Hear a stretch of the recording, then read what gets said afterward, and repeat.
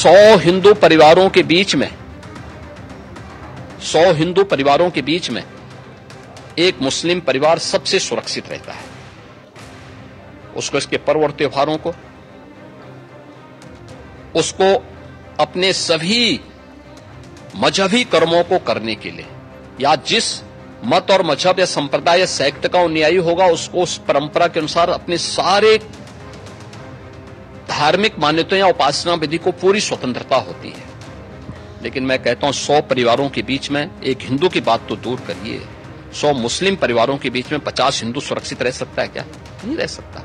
अब बांग्लादेश आपके सामने उदाहरण है, इससे पहले पाकिस्तान उदाहरण था, अफगानिस्तान में क्या हुआ था।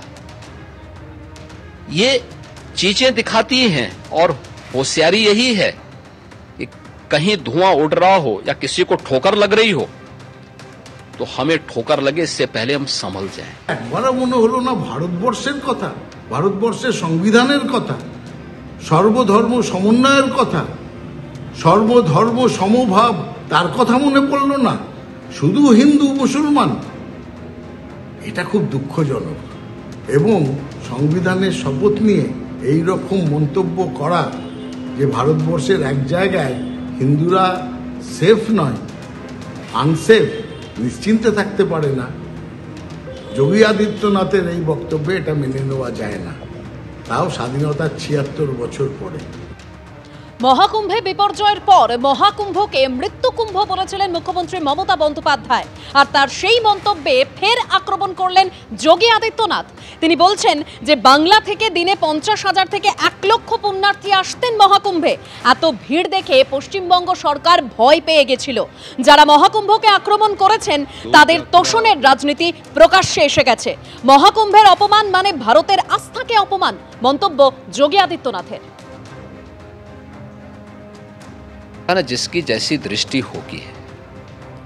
मैं कहता हूं बंगाल के प्रतिदिन 13 जनवरी से लेकर के और 26 फरवरी तक 50,000 से 1 लाख श्रद्धालु पर डे वहां से आता था प्रयागराज में, और वो स्वाभाविक रूप से इस भीड़ को देख करके वेस्ट बंगाल की सरकार स्वयं घबरा गई, क्योंकि उनके रेलवे स्टेशन, उनके एयरपोर्ट पर हर कोई प्रयागराज आने के लिए उतावला था। लेकिन चाहे वह वेस्ट बंगाल की गवर्नमेंट ने, चाहे वह कांग्रेस ने, आरजेडी ने या समाजवादी पार्टी ने महाकुंभ के बारे में जो भी बात कही है वो उनके तुष्टीकरण की पराकाष्ठा का उदाहरण है, भारत की आस्था का अपमान करने का एक उदाहरण है। लेकिन महाकुंभ ने साबित किया है कि नहीं, वह मृत्युंजय महाकुंभ था और महाकुंभ में जो भी आया अभिभूत होकर के। মুখ্যমন্ত্রী মমতা বন্দ্যোপাধ্যায় মহাকুম্ভে বিপর্যয়ের পর বলেছিলেন যে মহাকুম্ভ নাই বা বললাম, ওটা মৃত্যুকুম্ভ হয়ে গেছে। কি বলেছিলেন তিনি, শুনুন।